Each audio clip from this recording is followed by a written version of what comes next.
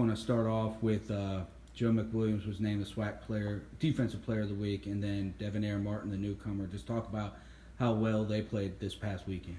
Well, I want to start with with what happened Saturday, morning.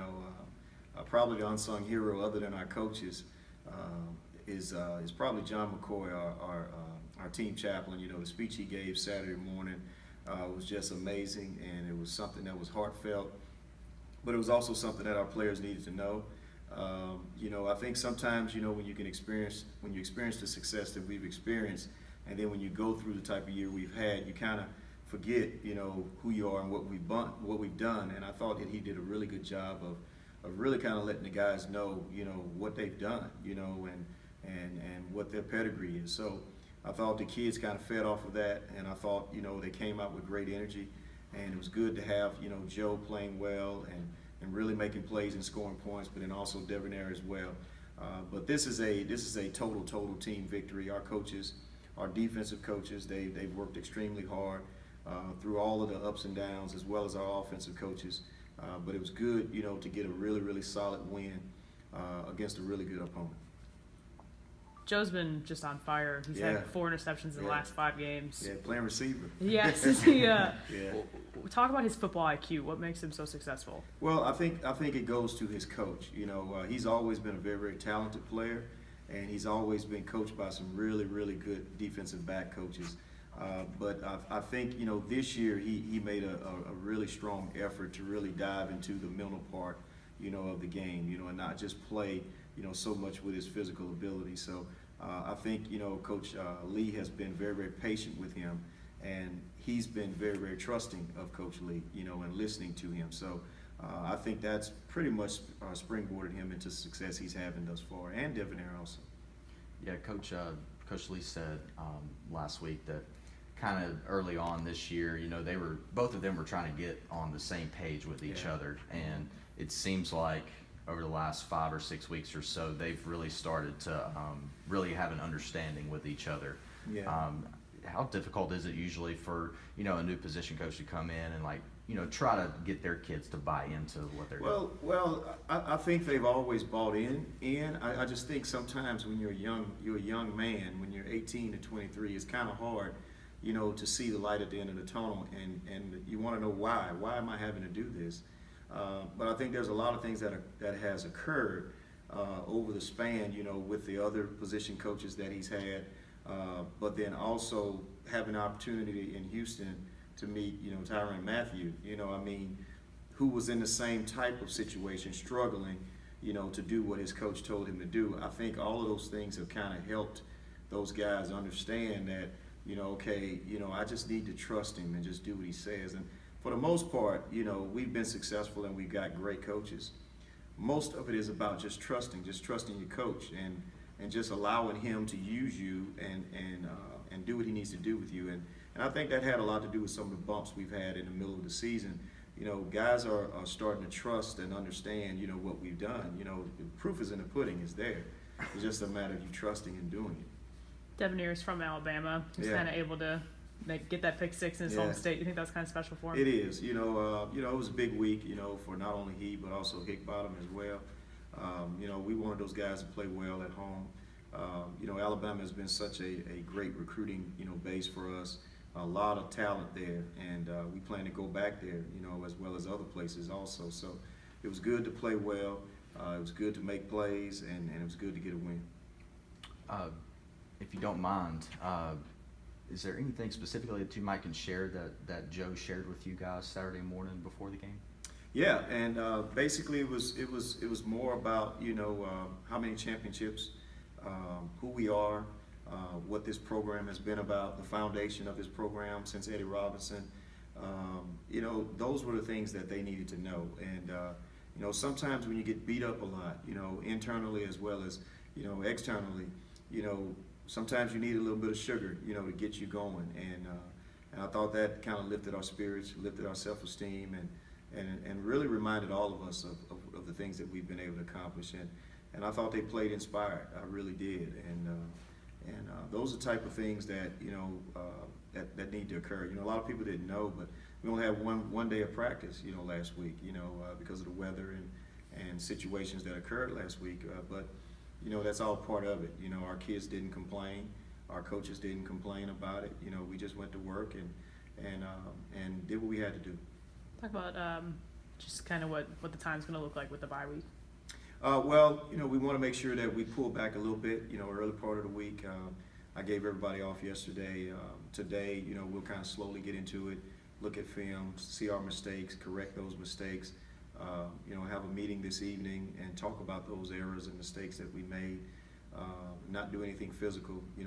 For us, Monday is normally mental Monday, so we focus on the mental part.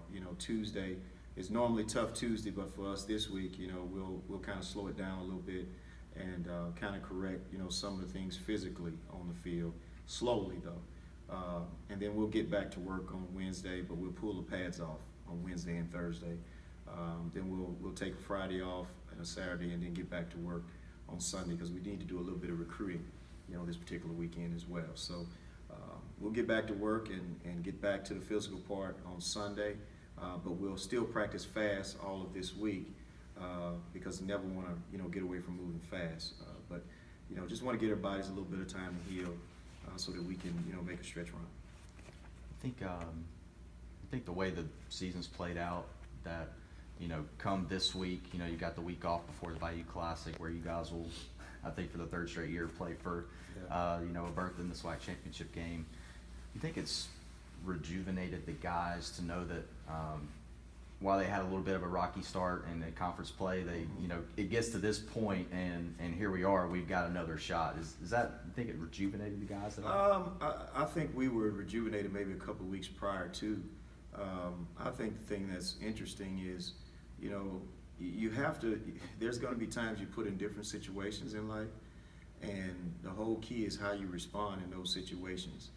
And our players, our coaches, we were never really happy with the way we performed, but we kept working, we kept grinding, and that's the things that we were proud of with each other, and we stuck together, we kept playing. Guys that believed are still here, and that's what it's all about. Sometimes you have to go through those things to kind of get things off of you that really shouldn't be there, and it kind of reveals a lot of things also. So it was probably the best thing to happen for us, but I think it's also good to win in different ways because I think it shows how good you have a chance to be when you can do things in different ways. We were super explosive in the past, lighting the scoreboard up and big time turnovers and not giving a yard away and things like that. This year we've had to do it a little bit differently, and I think that speaks to the volume of our coaching staff, what we have the ability to do, because the key to coaching is taking what you have and finding a way to make it work with what you have. And of course you want the great players all the time, and I think we do have some of those kids they're just not as seasoned as they need to be just yet. I think this has a chance to be one of the better years in coaching that we have a chance to do, and that's talking to our coaches. Obviously, for a game like this, I know it's looking ahead a little bit, but you don't have to motivate these guys for this game. Like, that energy is just going to be there. How do you try to tame that and tamper that, knowing that it's going to be, I don't think you do. I think you want them to play that way, but I also think they have to be in the moment and understand the situation as well, because we've been in those big games, on several occasions, and most of these guys that are making plays and participating have been in those games, so they know what it's about. So you don't want to ever come out flat, and I don't think you have to worry about that. But I think the key is, mistakes, turnovers, execution. That's the key, and that's always been, the cornerstone of these games and this type of game is, who can turn people over and who can protect the football, and that's something that we've done well, in the past, 4 years in playing in that game. So, we're going to do everything that we're supposed to do in practice that makes us do that correctly. And we're going to have enough rehearsal time in order to get it done. I want to ask you too, how much fun is the Bayou Classic for you, Coach? Oh my God. It's not fun for me. No. It's fun for a lot of others, but it's not fun, for the coach, because we have a job to do. At times you get a little envious, because you see everyone having such a good time and you're at work, so it's a different mindset, for myself. A lot of family is in town and they have a different mindset than I have, but it's a competition that I enjoy, and I enjoy competing. But as far as relaxing and having a great time, that's a different deal. I don't get that on that particular weekend. I want to go back to something you mentioned a second ago. You said, you felt like this might be one of the best coaching jobs that your staff has done here.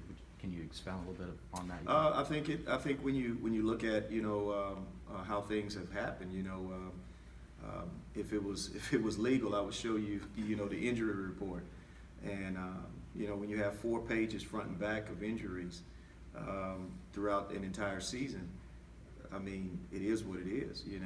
We're fortunate to be in this position. We did receive some help, but also we did some things in order to keep ourselves in this position, in order to have a chance. So if you really look at us, we're about 4 or 5 plays from being undefeated in the conference. When you really look at it, there's a play that happened against Alcorn that had a lot to do with it.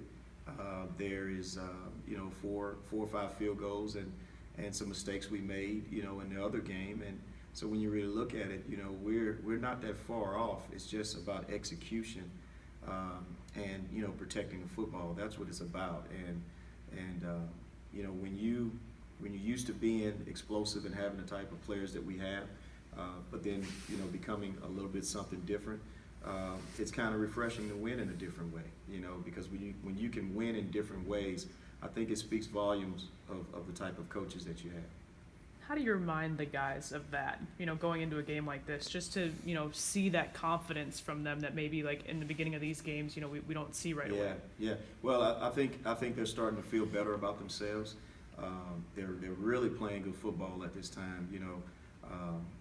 I thought the energy and the juice was amazing, this past weekend, and it was there from the jump, from Friday morning all the way through Saturday, and I think they see what they have an opportunity to do, and it's amazing to be in a position. So we're fortunate. They know what they have to do. They know what they have to do to get the job done, and it's just a matter of making sure that we do that. Doing a story on Freeman, I think there's a couple of guys on your team that are fathers. Yeah. Talk about him specifically, just kind of how awesome it is to know that like he's got a couple of responsibilities and he does a lot of different things. And well, I think it's important for those guys to understand the importance of being there. We talk about it all the time in our team meetings about being good men, and one thing about a man is he's someone that that you can depend on. And a lot of young people call themselves men because they think because they live in their own apartments that they are, and they pay their own bills that they are. But that's not what true manhood is. A true man is born in the image of God, and if you're not taking care of your responsibilities, then how can you say that you're in that image? So we just try to focus on getting our young men to understand the importance of taking care of their responsibilities. And if you say you're going to do something, do it. And if you're going to be somewhere, be there. And if you're going to have children, then it's up to you to make sure that you treat them and raise them the right way, because it's important. So I'm pleased with what he's been able to accomplish and what he's doing, and also playing football and staying in school and getting his degree, because all of that is going to affect what happens with his child. So they understand the importance, of love and care and making sure that they're there for their young people, but also that you tell them that you love them. That is so important.